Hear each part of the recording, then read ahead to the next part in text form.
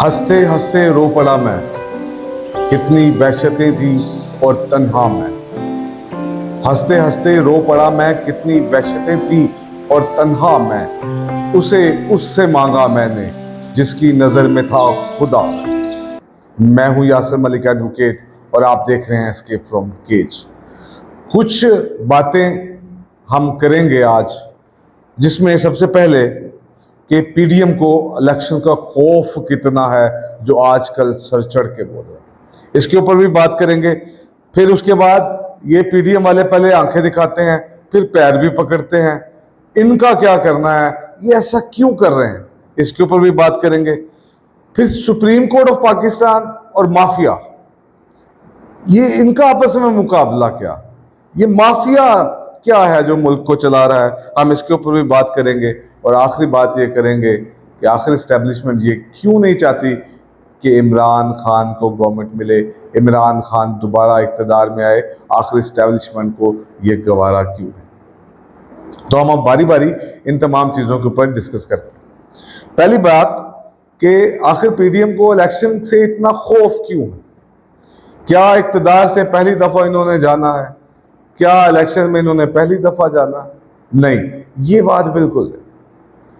बात यह है कि रजीम चेंज ऑपरेशन के बाद जब अप्रैल 2022 में पीडीएम ने गवर्नमेंट फॉर्म की, उसके बाद इन्होंने अंत की जो है कानून साजियां की। इन मुजरिमों ने बैठकर अपने ऊपर लगे हुए तमाम इल्जाम कानून साजियों के जरिए अपने से हटवा दिए, इदारों को साथ मिलाया। यानी कि वो इदारे जो पहले इनके खिलाफ सबूत इकट्ठे कर रहे थे, अब वो सबूत इकट्ठे करने की बजाय अदालतों के अंदर जाकर ये कहने पर मजबूर है कि जनाब ये मुजरिम ही नहीं है, हमारे पास इनके खिलाफ सबूत ही नहीं है। इस सब के लिए ताकत चाहिए थी, लेकिन अब आखिर इलेक्शन से क्यों भागते हैं, इलेक्शन का क्यों खौफ है जो सर चढ़ के बोल रहा। यानी कि अब ये जो मर्जी कहते रहे, पाकिस्तान की 23 करोड़ की आबादी या इससे ज्यादा या कम जो भी है, वो सब ये जानती है कि इस टाइम इलेक्शन से भाग रहे हैं।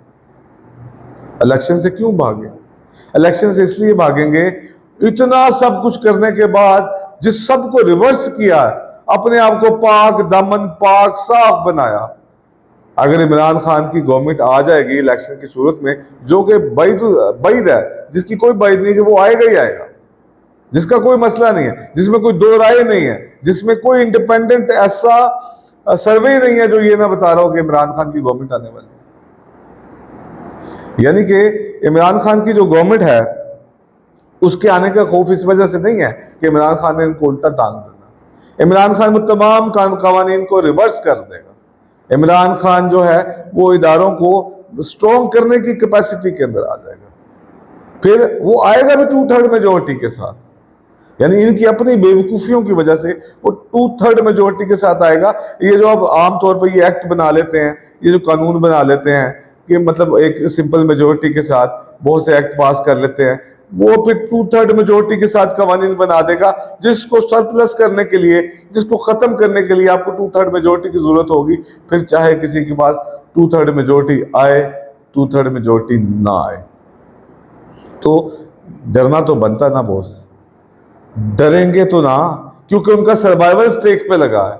वो इस सर्वाइवल को स्टेक पे करने के लिए अपने ही बनाए गए कॉन्स्टिट्यूशन के खिलाफ बातें करते हैं। वो कॉन्स्टिट्यूशन जो इसी असेंबली ने पास किया, उसी कॉन्स्टिट्यूशन से भाग रहे हैं, उसी कॉन्स्टिट्यूशन को वायलेट कर रहे हैं, उसी कॉन्स्टिट्यूशन की धज्जियां उड़ा रहे हैं। ये कानून साज असेंबली थी और यही असेंबली कानून साजी की बजाय कानून के खिलाफ बातें करती है, कानून के खिलाफ एक्शन कर रही है, कानून के खिलाफ हर चीज कर रही है, लेकिन कॉन्स्टिट्यूशन की पासदारी नहीं कर रही। कहां गए वो मौलाना फजलुर रहमान जिनको हर बात के ऊपर 1973 का आइन याद आता था। कहां गई वो जमहूरियत जो कि बिलावल भुट्टो ने कहा था कि democracy is the best revenge. कहां गया नवाज शरीफ का वोट को इज्जत दो का बयानिया, कहां गया वो? शायद मियां साहब के साथ ही लंदन चला गया। इन सब के लिए अब इस सारी सिनेरियो के अंदर, इस सारी सिचुएशन के अंदर आप मुझे सिर्फ एक बताइए, ये डरेंगे नहीं तो क्या करेंगे? डरना मजबूरी है, सर्वाइवल है, इनके स्टेक्स हैं, इनके बेनिफिट्स हैं, इनकी जायदादें हैं, इनकी तमाम चीजें हैं और इनको ताकत का नशा है। अब इनको पहली बार ताकत जाती नजर आ रही, इनको ताकत जाती नजर आ रही। तो इस पे क्या करेंगे? जाहिर बात है फिर वो जो इलेक्शन का खौफ है जिसकी सूरत में इनकी ताकत जा सकती है, वो तो सर चढ़ के बोलेगा ये तो जादू है और इस्टेब्लिशमेंट इनके साथ है। अब इस्टेब्लिशमेंट इनकी मदद ना करे तो इनकी जुर्रत ही नहीं है कि ये कॉन्स्टिट्यूशन के खिलाफ कोई काम कर सके। ये इतने को कठपुतली और इतने को बेजार और इतने को बेवकूफ और इतने को बुज़दिल लोग हैं कि आपकी सोच है कितना डरे हुए हैं। फिर जब हम ये बात करते हैं कि डरे हुए हैं, सारे कहते हैं कि यार ये तो अब पता नहीं किसी के खिलाफ क्या कर रहे हैं, क्या जो दिल कर रहा कर रहे हैं, जो दिल करता गैर कानूनी काम करते हैं, हर हरबा इस्तेमाल करते हैं। तो मुझे सिर्फ एक बात बताइए कि जब भी कोई जानवर जितना मर्जी कमजोर, लेकिन जब वो डरा होगा और उसकी अपनी सर्वाइवल की जो पे बात आ जाएगी तो वो फिर लड़ने के लिए मरने के लिए तैयार हो जाएगा, जिसकी बात राणा सनाउल्लाह ने भी कही थी कि यानी कि अब दोनों में से एक ही है, यानी कि वो मरने मारने पे उतर आए। मतलब कैसे कैसे बयानियां इन्होंने तराशे इमरान खान के खिलाफ, लेकिन इमरान खान का ये कुछ कर ही नहीं सके क्योंकि उन बयानियों के अंदर जान ही नहीं थी। उन बयानियों के अंदर ये खुद फंस जाएंगे। दूसरी बात थी कि ये लोग अब उस जानवर की तरह आंखें में बहुत दिखाते हैं, बहुत करते हैं, लेकिन बाद में फौरन पांव पकड़ लेते हैं।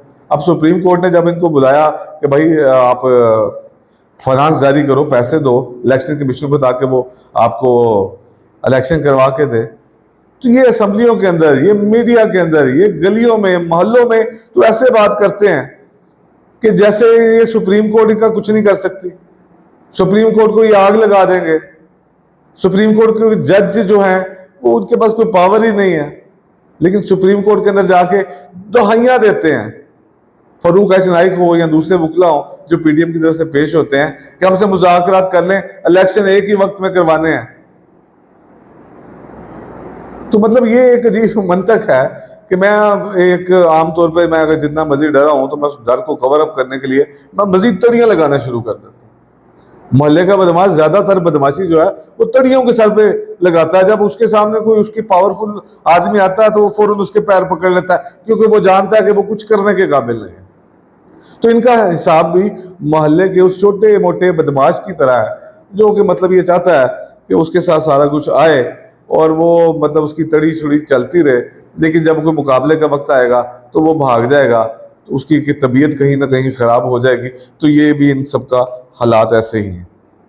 अगली बात, supreme court of Pakistan versus mafia. Pakistan का अगर दूसरा नाम मैं रखूं तो माफियास्तान रखूंगा। आप अपना आईडी कार्ड बनवाने के लिए जाएं, बाहर टाउटों की एक इतनी बड़ी तादाद आपको मिलेगी जिन्होंने मिलकर एक माफिया बनाया हो। पासपोर्ट बनाने जाए तब यही, गाड़ी को रजिस्टर करवाने जाए तब यही, दुनिया के पाकिस्तान के किसी भी सरकारी दफ्तर चले जाएं, बाहर टाउट्स की वैसी ऐसी लाइन लगी है जिसको ऑपरेटेड बाय द माफिया करता है।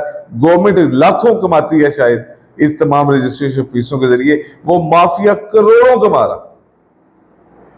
यानी माफिया ने एक टैक्स सिस्टम रखा है जो हर आम आदमी ने वहां पे जाके कोई भी सरकारी डॉक्यूमेंट बनवाने के लिए जाना है, चाहे वो आप आईडी कार्ड बनवाने के लिए चले जाएं, चाहे पासपोर्ट बनवाने के लिए चले जाएं, चाहे जमीन को रजिस्टर करवाने के लिए चले जाएं, चाहे कोई और डॉक्यूमेंट रजिस्टर करवाने के लिए चले जाएं, आपको वहां पे ऑपरेटिवली पैसे देने पड़े।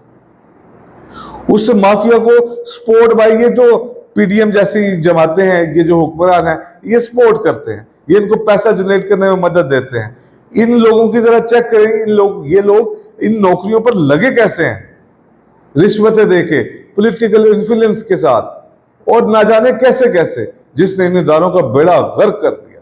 पीआईए की मिसाल हम सबके सामने है और हमें फख्र होना चाहिए कि हमने इस पीआईए को कैसे डुबोया है। इसमें भी तो माफिया का हाथ था। तो क्या जब इतने सारे सरकारी दफातर के अंदर हर जगह पे माफिया का राज है तो supreme court of Pakistan mafia से आजाद होगी? वो भी माफिया से आजाद नहीं है।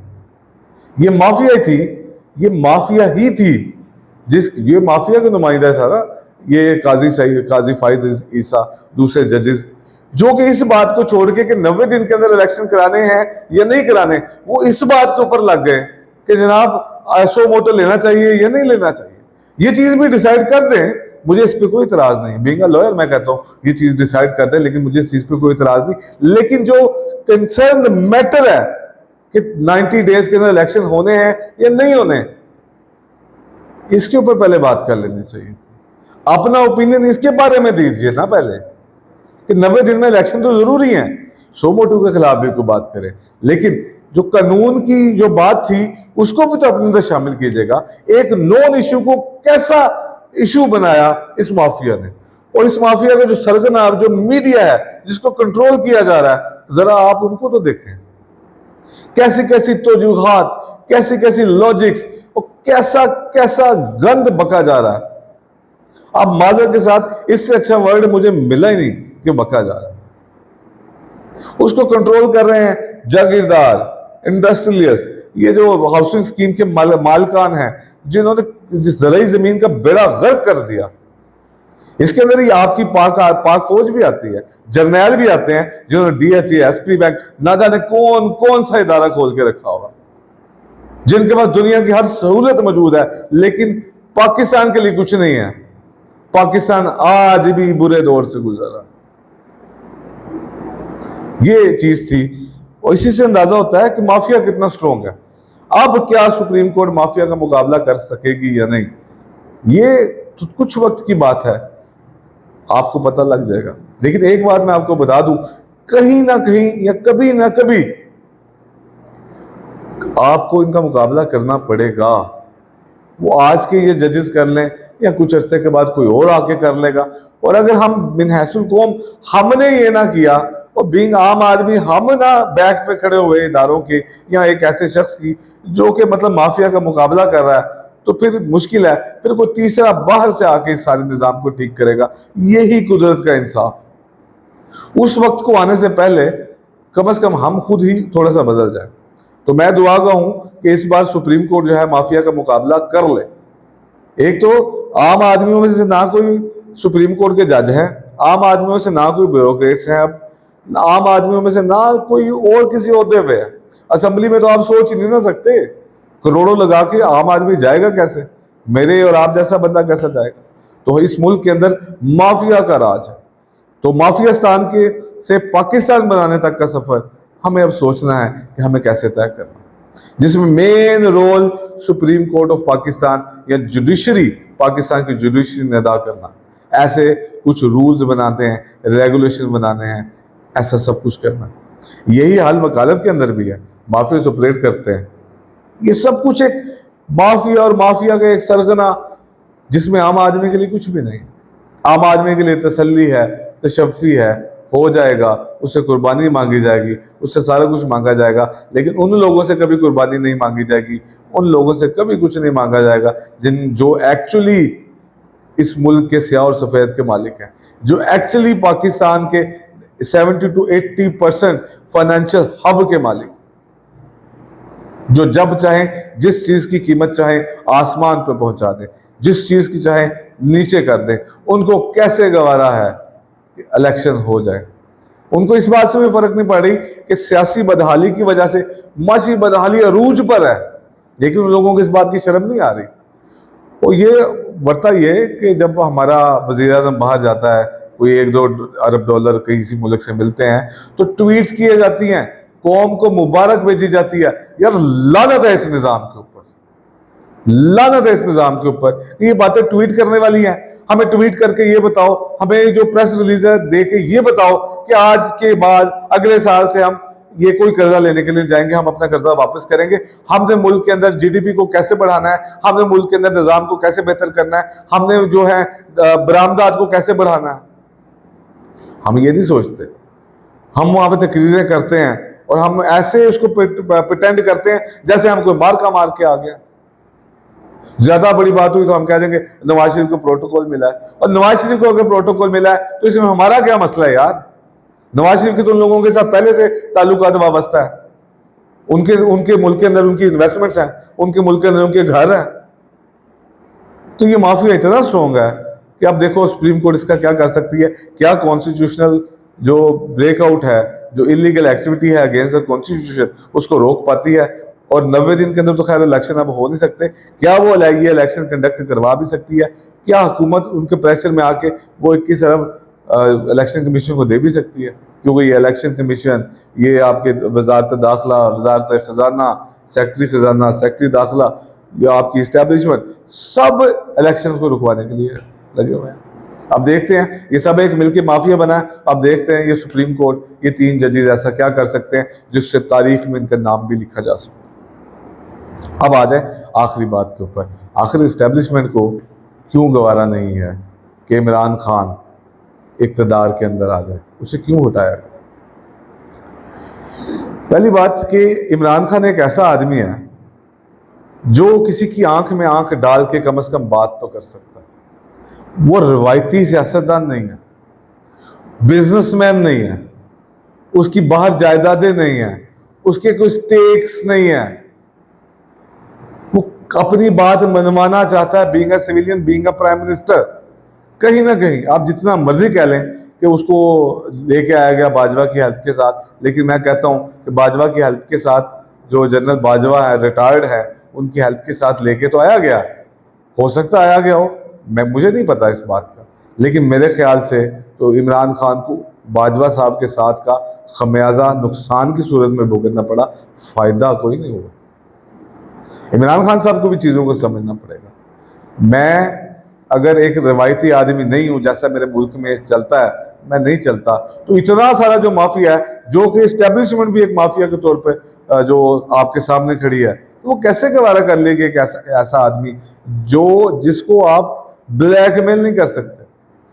कौन सी करप्शन निकाली गई है इमरान खान के खिलाफ इस पूरे 1 साल के अंदर? आप कभी तोशाखाना, कभी घड़ी, कभी उसकी पर्सनल जाती जिंदगी, और कभी ऑडियो लीक्स।